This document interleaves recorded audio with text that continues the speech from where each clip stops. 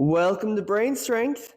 This is a series where this average fool decides to talk to you a little bit about sports psychology so that you can be the best you. I'm your host, RJ Lynch, and with my master's in sports psychology. Let's get this episode rolling. In this episode, we are going to be focusing on the idea of self-talk.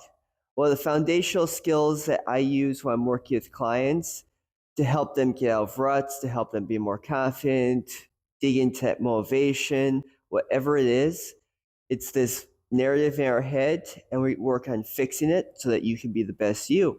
Now, self-talk is important. Self-talk works because words themselves are important. Choosing the right words, choosing the right things to say is important. Our brain reacts very deeply to the words that we use and say to ourselves. It actualizes upon certain things that we say and certain things that we believe. So using the right ones can make all the difference when it comes down to how we perform, to how we live, to how we feel. Now, before I get into it too deeply, I really want to talk about the idea of the harmful words we use. The fact that we, especially in the West, have been very much primed to think in negative manners, that we think that we're not good enough, to think that we have to go chasing this, to think that we have to focus on our mistakes to become better. And when we focus on this negativity all the time, it just creates spirals where our body isn't able to pull itself out of bad loops.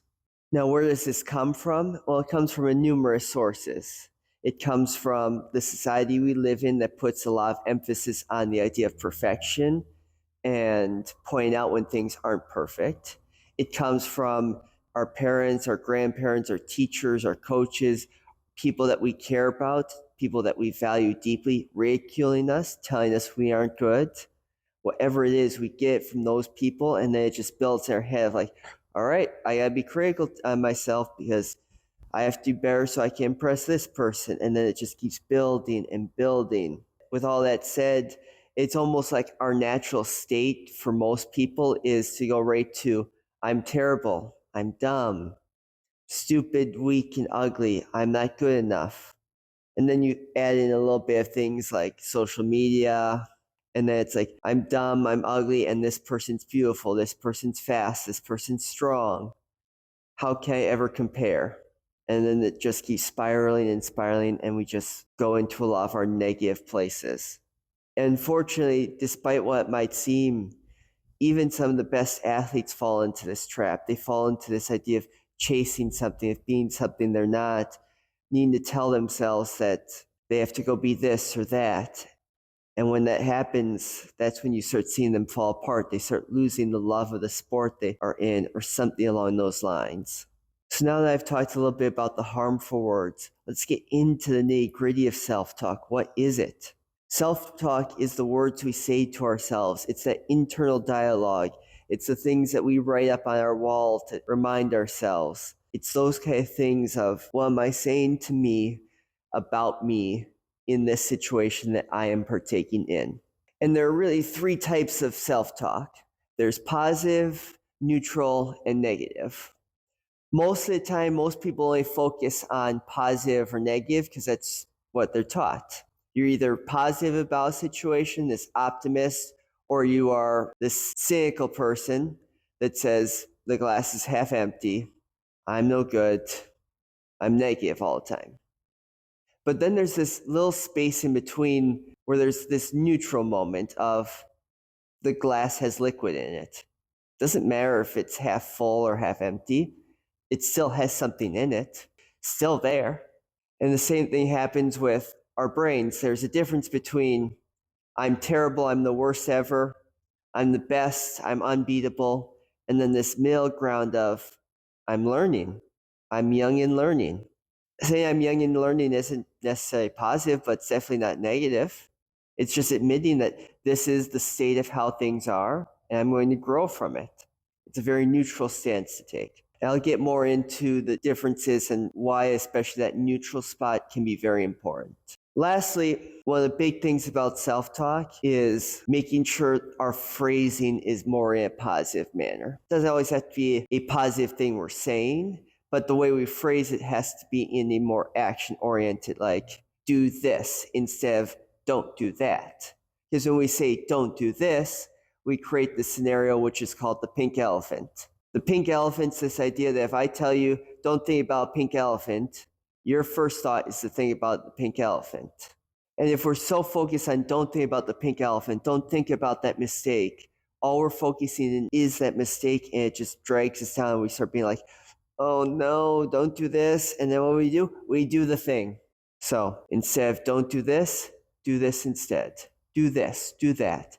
Be here, be that. Those kind of things. So what are the benefits? Why should you do self-talk? Why should you correct it? Why should you get on top of it now? Well, it comes down to this. Better self-talk improves confidence. It helps us redirect and focus ourselves, gives us a cue word of like, focus on this technique thing right now. It helps us increase motivation because believe it or not, when you're not being down on yourself and saying you're terrible, it's a lot easier to be motivated to do the thing that you're doing when you don't think you're terrible at it. It's going to reduce stress, and it's just going to enhance well-being overall. If we can stop the negative spirals in sport, that just helps translate to the other negative spirals in our life that hopefully we can overcome as well. Now, as a mental performance consultant, I technically cannot work on those negative spirals. But like I said, if we can fix your negativity around the sport you play, a lot of those skills may transfer over for you to try in other parts of your life. So next up, I want to touch back on that positive or neutral idea.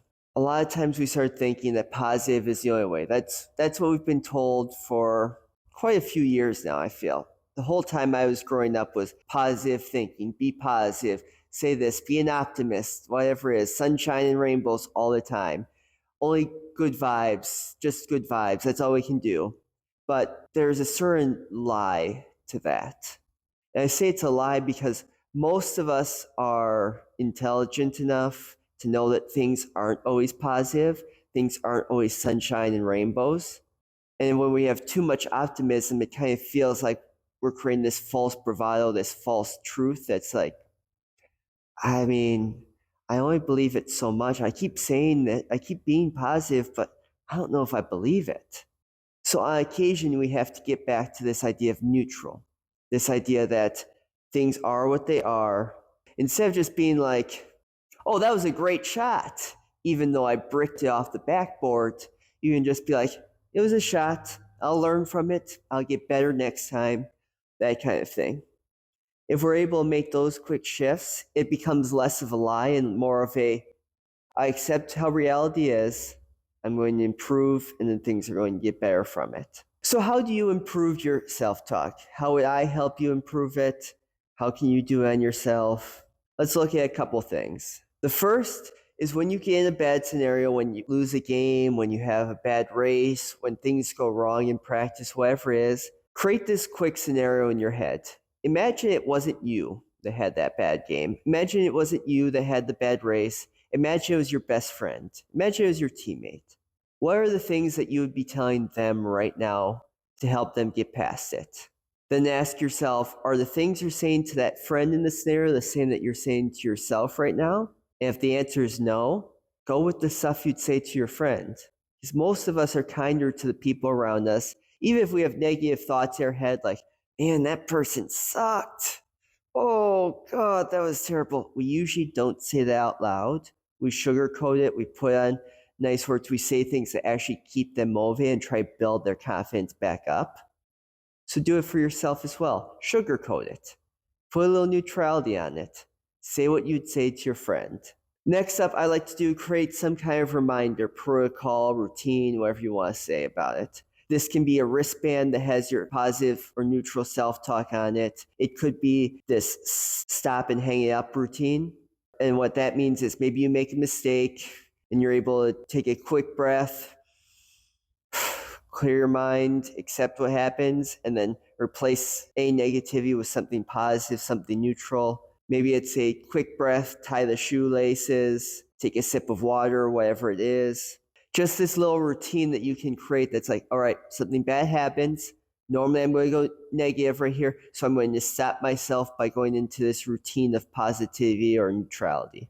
Next thing, if you're someone who just is struggling with your self-talk, figuring out, start recording your self-talk afterwards. So after a game, after a practice, sit down for 10 minutes and think about what you said to yourself throughout that practice, throughout the game, and start writing it down. Like, what did I say here? What caused it? What could I have said instead? What are my other options that could have been gone through at this moment? And the more you record it, the more you become aware of it. The more you become aware of it, the more you can deal with it when it happens in the moment. Next up is vary the kind of self-talk you use. So there's different forms of self-talk that we use that helps us get from point A to point B. And it can vary from its neutrality to its positivity depending on what you use.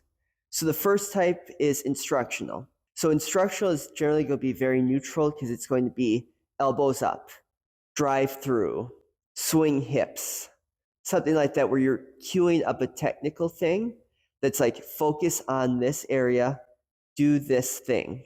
Next up's motivational. This tends to be a lot more of our positive self-talk. The moment of like, you're the best, you're awesome, you're great, you're going to go out there and kill at this game. You've got this. Woo! Yep, I got it. That's going to be more your motivational self-talk. Then there's reflective self-talk. So this is one where you might be more on that neutral spectrum again. So let's say you play golf. You miss a putt, and you might miss it right, so you're like, missed it right, curve downhill. Next time I gotta remember to do this. Gotta read this a little bit better. So you're kind of reflecting on, I recognize what the mistake was. I'm not getting negative about it. I'm just pointing out what the mistake was and what I've got to do next time. And then the last one is goal-oriented. This can vary from positive to neutral. I tend to be more neutral with it because I'm just very focused on what's my goal here. So I like to use this one for distance runners. And it might be, what do I want to hit my 200 split in? What do I want to hit my quarter mile split in? What do I want to hit my mile split? And you're just repeating in your head what you've got to do there. So like 45 seconds. Hit this 200 at 45 seconds. Hit the quarter at this. Hit the mile at that. Whatever it is, just repeating what your goal time is for that. Make sure you hit the final quarter within second place so you can make your final kick. Things like that where you're talking about what your goal is and what you want to do. So you're mixing a little instructional with the goal you're having to get you to where you need to be. And then the last thing you do with self-talk is you can implement in a pre-performance routine. So if you have certain warm-ups, certain things you do, incorporating self-talk into that music playlist that you have before games. Using self-talk in a little bit of a meditation you use to calm your mind before things. Stuff like that where it's happening before the game. It just targets any pre-performance anxiety that you have right there and then, and just lets you hone in, focus in on what you've got to do, motivate you, whatever it is. That's all I have for today's episode of Brain Strength. If you have more questions, feel free to reach out to us in the comments or at our website. And if you like this, like and subscribe for more. And until next time, if I say anything today that you found offensive in any way, I hope you can forgive me. If there's anything in the comments that you say that may offend me, no, I'll forgive you. Brain Strength, out.